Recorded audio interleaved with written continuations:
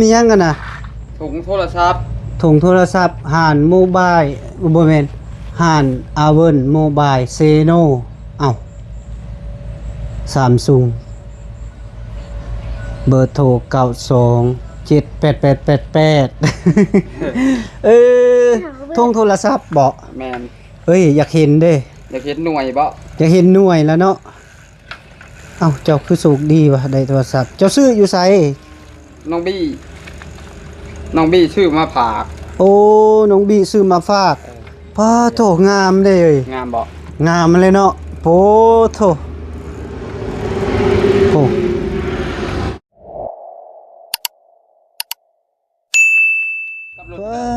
พี่น้องเอ้ยเนาะโอ้เจ้ามียังกันนะถุงโทรศัพท์ห่านโมบายบ่แม่นห่านอาเวินโมบายเซโนเอ้าSamsung เบอร์โทร92788888ทงโทรศัพท์บ่แม่นอยากเห็นเด้อยากเห็นหน่วยบ่อยากเห็นหน่วยแล้วเนาะเอ้าเจ้าคือโชคดีว่ะได้โทรศัพท์เจ้าซื้ออยู่ไสน้องบี้ชื่อมาผากโอ้น้องบีซื้อมาฝาก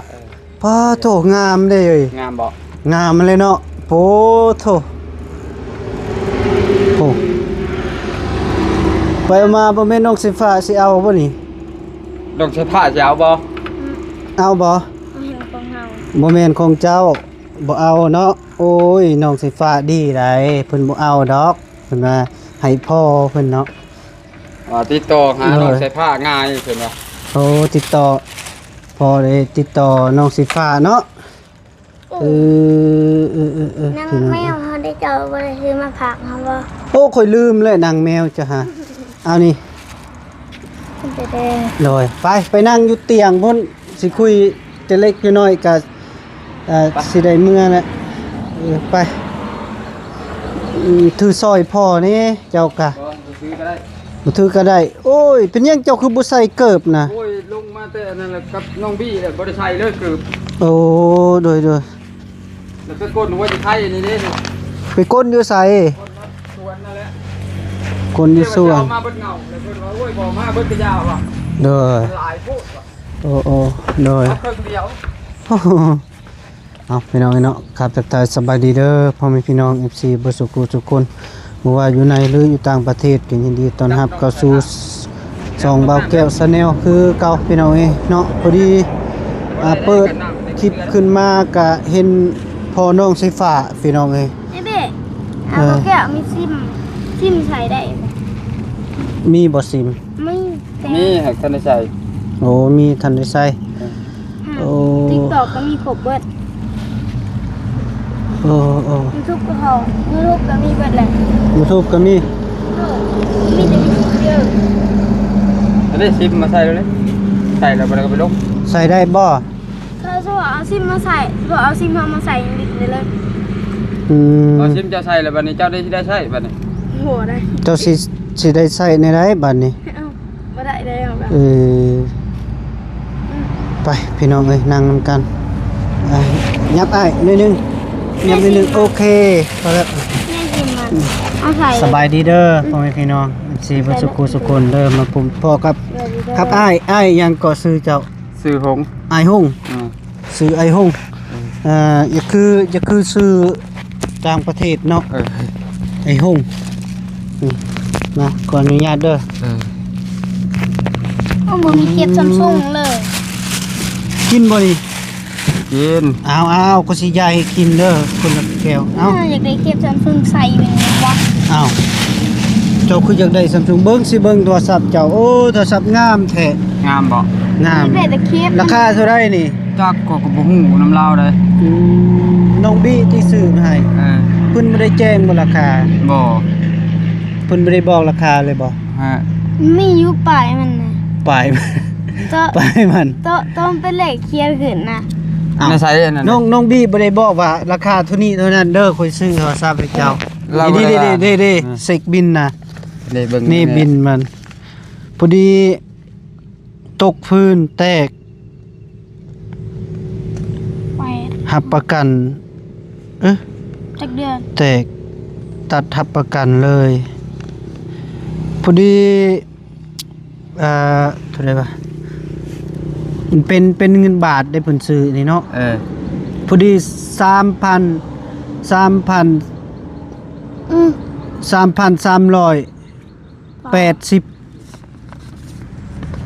3,000 แม่น3,380,000 บาทจะถือว่าก็มันตกอยู่เท่าไหร่ปะเบิ่ง 2 ล้านปลาย3 ล้านพุ่นแล้วเนาะ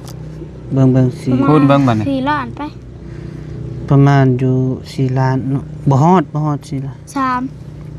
ล้าน 2 ล้านปลาย 2 ล้านไปติ อ้าวคือบ่มีเลขว่ะอยู่นี่ รู้มีเครื่องซ่อน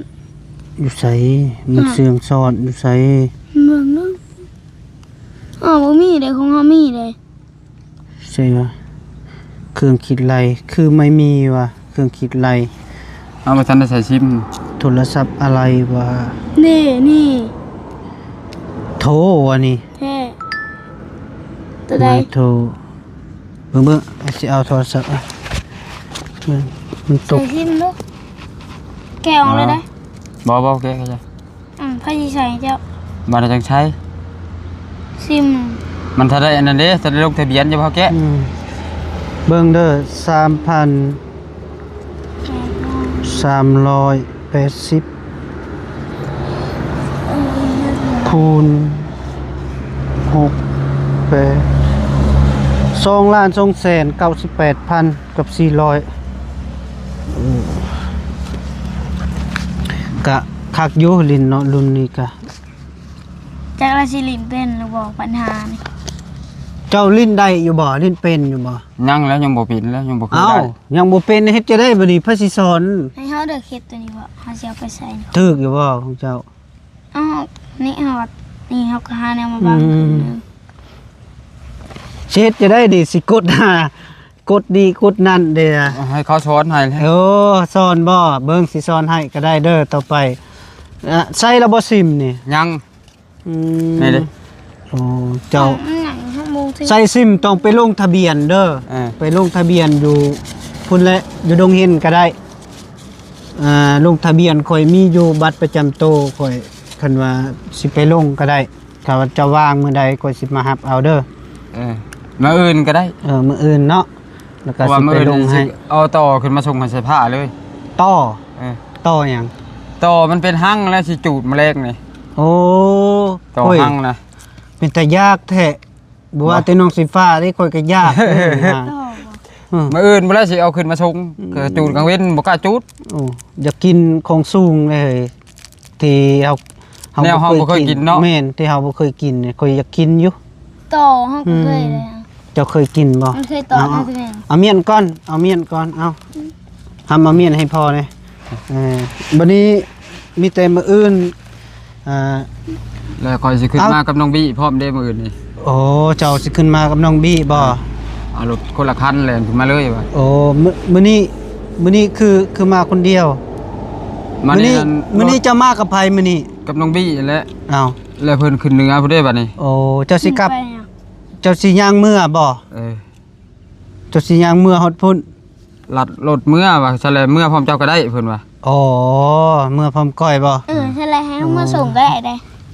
ได้ สิขี่รถขี่มาส่งดอก เมื่อน้ำก้อยก็ได้สิบ่ยากดอก พ่อ ไปส่งอยู่บ้านเจ้าบ่ เออ พ่อ เจ้าเมื่อลงเฮ็ดแล้ววะ แม่นก็สิเมื่ โอ้ย อ ก็กายเมื่อทั้งบ้านหั้นแล้ว อ๋อโอเคพอดีแล้วก็สิไปเบิ่งเฮือนซานเจ้า เออ คือว่าค่อยเบิ่งอยู่เฟซบ่แม่นอยู่ซองไอ้บี้ซองบาวบี้นี่ เจ้าโชคดีเจ้าได้รถจักรพร้อมโทรศัพท์พร้อมบ่บัดนี้ เออ โอ้ กับรถถีบให้น้องใส่ผ้านี่ รถ เด้ ทีบอีกปอโต รถถีบเนี่ยมอบให้น้องใส่ผ้าขี่ โอ้ รถได้รถถีบแล้วก่อนรถจักรหั้นนะ โอ้ได้รถจักรแล้วมอบรถทีบให้น้องไฟฟ้าเลย เออ บัดนี้รถทีบน้องไฟฟ้าได้ซะ ไฟสิขี่บัดนี้ อันนี้ อันนี้มันตัวข้างล่างมันปิ่นบ่ได้อะไร อ้าวโอ้ยเอาไปขายเวียดซะไป50,000ก็เอา บ่คายนะ บ่ขาย คันบ่คายแล้วก็สิเอาเมื่อนี่ แสนหนึ่งไป โอ้ยพสิกาเซนตลกอี เจ้าบ่ขายเลยเจ้าก็เอาไว้อยู่ห่ม นะเอาไว้โฮมมันจึงบอกเขาเมียงกัน มันจะบ่เกิดเมียง บ้านเจ้าก็แปลงเอา จิเมียงจึงบ่เลียแถวนั้นน่ะมันได้มันเขาเมียงเบิดเลยเจ้าก็เอาเข้าไว้ใส่ห้องน้ำพุ่นก็ได้ มันบ่มีค่าข้าม อยู่น้อย นอนไว้บ่มี น้อย ค่า ใน ข้าม เฮือนก็ได้เอาไว้นะแคมอันนี้ปะไปเลย คือเราถีบคันใหม่ ใช่ นั่นแหละข่อยเว้าบ่ให้เอาตากฝนเจ้าขี้ยาแล้วเขาไว้อยู่ห่มแบบอยู่น้ำข่อย อยู่น้ำข่อยบ่มีได้ขี้ตมได้ติด เวลาข่อยแบกเข้าเอาเข้าขึ้นรถข่อยเข้าห้องน้ำอาบน้ำน้ำเจ้ข่อย น่ะโอ้ อาบน้ำข่อยใส่ยาล้างหัวพร้อมรถข่อยขี่ น่ะเห็นบ่ เหลือมามากเลยออกมา เรื่องมาก ว่ามันสิคอนสิก็แก๊กๆหึ ๆบ่มี ดัง เนาะ เจ็ดละเสียงตีนรถไป โอ้ครับ เมื่อกลางคืนกระแจหน่วยเฮาก็ปั้น3หน่วยบ่ค่อยล็อกไว้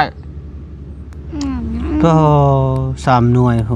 ถามน้องบี้เบิ่งกว่า อืม น้องบี้เห็น เจ้าย่านคนมาลักบ่เจ้าจึงใส่กระแจ เขาเอาไปแล้วเขาสิบ่ชงค่อยแล้วบัดนี้ค่อยเลยสิบ่มีรถขี่ไปงานน่ะนะ โอ้ เพื่อสินำทันบัดนี้ค่อยไปสิได้ย่างหลายมื้อหลายเว้นเติบ โดยย้อนสา สา เห เห ตุ ทั นั้น น เวียกหั่นนะ โอ้ย้อนสาเหตุนั้นเจ้าจึงจะ มา ล็อก แล้ว ไว้ ก็รักษาเนาะ เออ โอ้เป็นการดีแล้ว แต่น้องไฟฟ้านี่ล็อกไว้อยู่บ่ จักน้ำเพิ่นแล้วจะเพิ่นบ่ล็อกคือก่อย แต่น้อยพอดีเลยเขาแบกไป แต่อยู่นั้นบ่นอนค่อยรถถีบมานี่ น่ะ แต่ท่านได้รถจักรค่อยเอาขึ้นไปนอนในข้างบ่อนค่อยนอนยังล็อก โอ้ กระแจไว้อยู่ติดมาชิดเนี่ย อืม น้องบี้ขึ้นไปเบิ่งคือล็อกว่ะบ่ล็อกเฮ็ดได้จังเขาเอาไปจังติ หน่อยโอ้ยรอบคอบไปเลยคันสมมุติว่าเจ้าได้ผู้สาวเจ้าก็สิบ่ปะเนาะใส่กระเจเมียงเด้อไปทางใดก็ได้เนาะ ก็บ่ปานนั้นดอกผู้สาว อ้าวก็ต้องใส่กระลับด้วยเนาะซื้อโซ่เลยมาใส่กึบแล้วก็ใส่ผู้สาวแล้วก็ไปพร้อมแม่นบ่ไปใส่กระแกใส่กันเลยเนาะ อัน บ่ นี้นั่นกันไว้ โดย เอาไว้ ก็ ยามบัดเฮา ก็ดีคือกันแต่ว่าค่อยยอม เฮาบ่เคยได้เว้าง่าย ๆบ่เคยได้ แต่ผ่านมา ๆบัดนี้เฮาเกิดมาแต่น้อยจนใหญ่นะเฮาผัดบ่ได้แบบนี้ อ๋อบ่ได้แบบของฟรีเนาะ มันบ่แม่นว่าของพี่ เฮาผัดบ่ได้แบบความผัน อ๋อแบบ แบบ ของพัน เฮาอยากได้แบบนี้เอาราคามันนี่เอาเท่าไรเนาะ3-4 พันเพื่อเฮาสิหาเงินได้3-4 พันมันก็บ่ง่าย โดยอืมเพราะว่า เบิดปีบ่ได้เด้เงิน 3-4 พันบาท โดย แบบได้ยังบ่ได้เอ้าเจ้าปัญหาเงินเนาะชื่อเลี้ยงปากเลี้ยงท้องแน่สิแบ่งมาชื่อรถแน่สิบ่มีปัญญาชื่อดอก โอ้โดย บัดนี้เฮาได้มาแบบนี้แหละเฮาบ่รักษาแล้วไผสิรักษาให้เฮา โดย ก็เฮาบ่รักษาเองหันนะ โดย แล้วก็เลยรักษาเอาบัดนี้ อืม พอ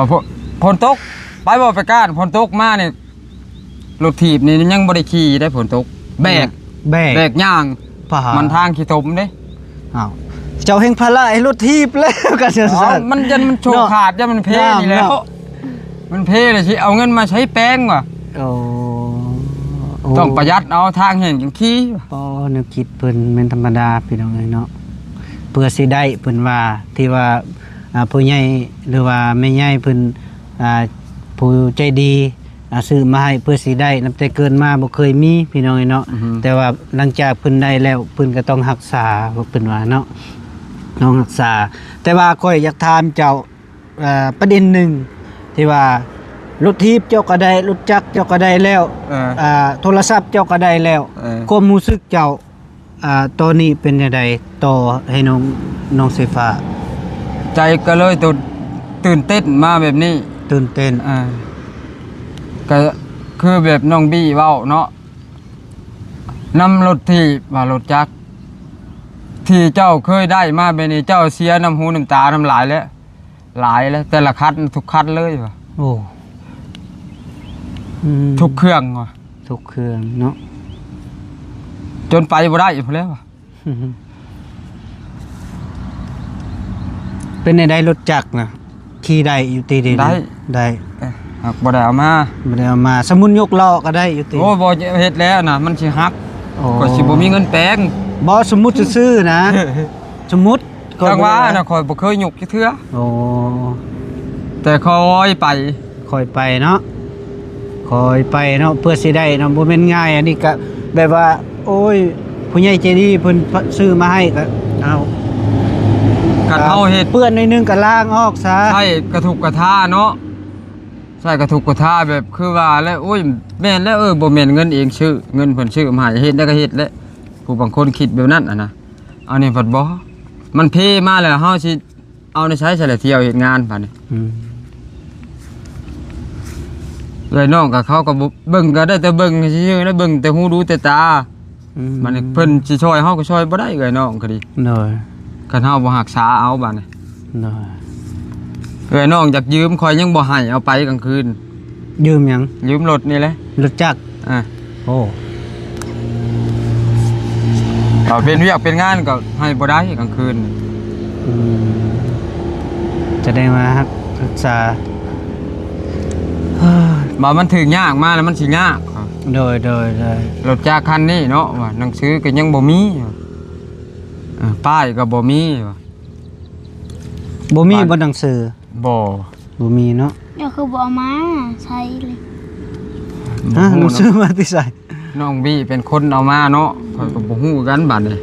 บ่ ว่ามั มี นถึงยากมาแล้วมันสิยาก โดยเพราะว่าเรื่องรถจักรนี่มันเป็นรถจักรรุ่นเก่าเป็นโคราชแต่ว่าน้องแล้วก็เพิ่นเฮ็ดจักรใหม่จักรใหม่แล้วก็บัดนี้มันเป็นจักรของโคราชหั่นแหละแต่ว่ามันดีได้รุ่นเก่า สิออกคัก แม่นดีที่สุด เพราะว่าค่อยก็ยังอยากได้อยู่ได้เว็บประพาวเดี๋ยวนี้กับรถจักรรถจักรโคราชรุ่นเก่าเกือบว่าเขาสิเอาโคราชรุ่นเก่าได้ความทนนะติดหนิดนึงก็ยังได้บุญอยู่ได้ เออ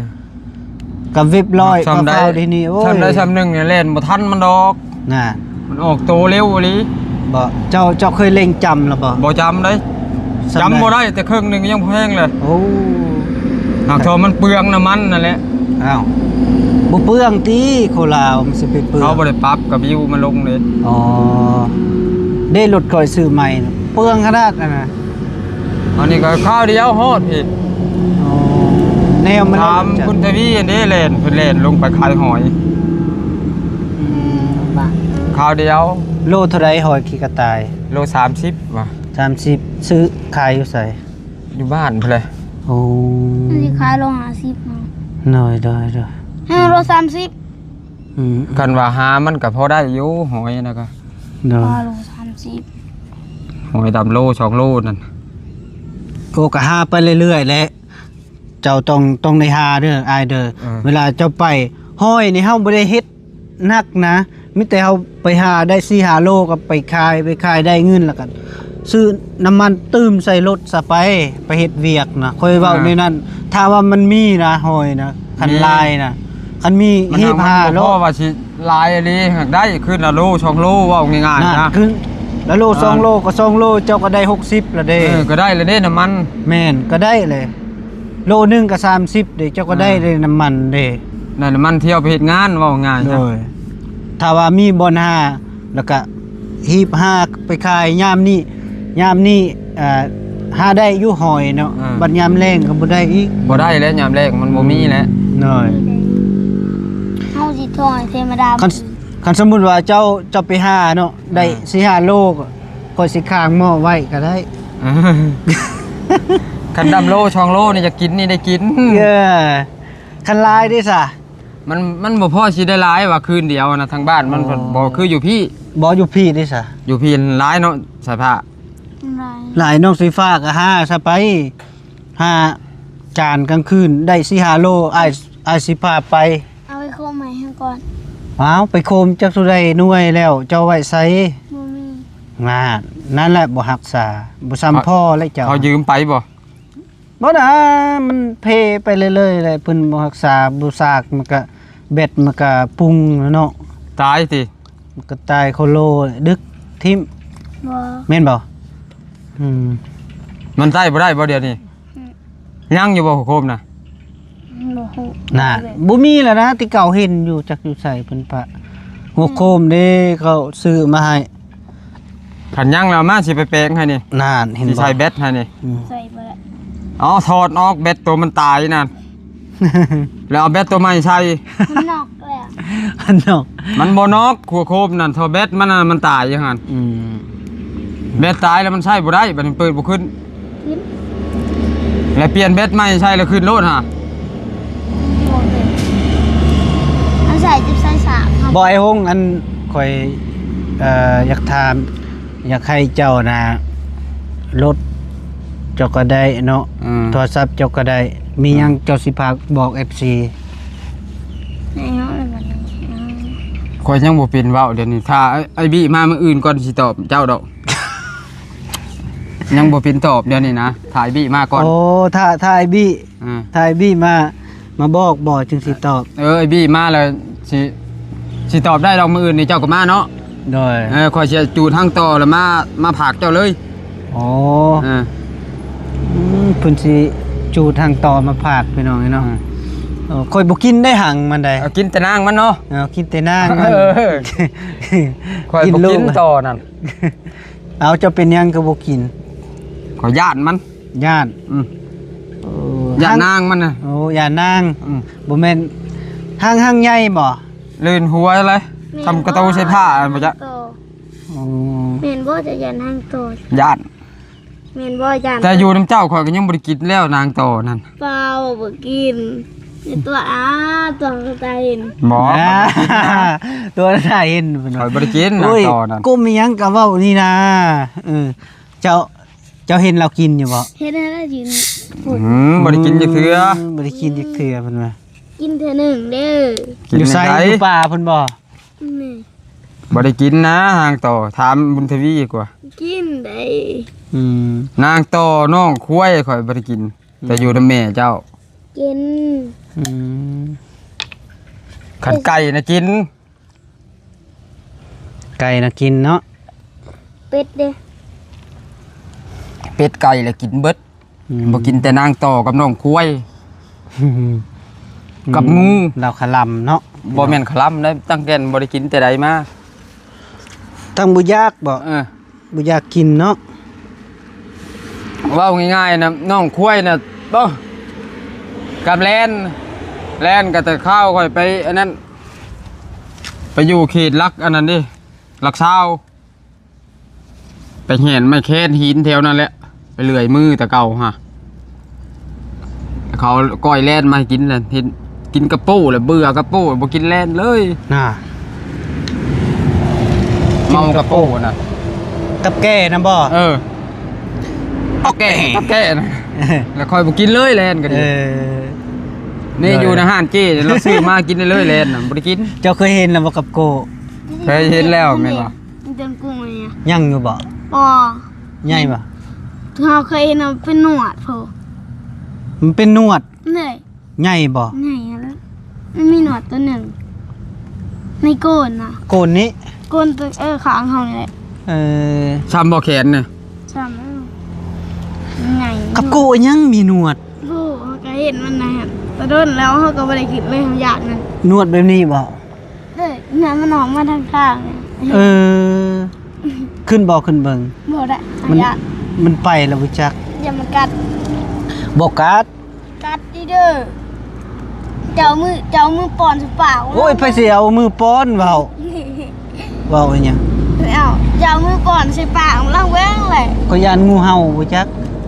งูเห่ามันบ่ขึ้นดอก นี่งูเขียวใส่เอาเสื้อ เจ้าอันซองเบิ่งบ่ เอาเคยขึ้นเถื่อเดียวเอาเคยขึ้นเถื่อเดียวเลยเขาก็ลงเลยทำบุหารนี่ ปีนี้บ่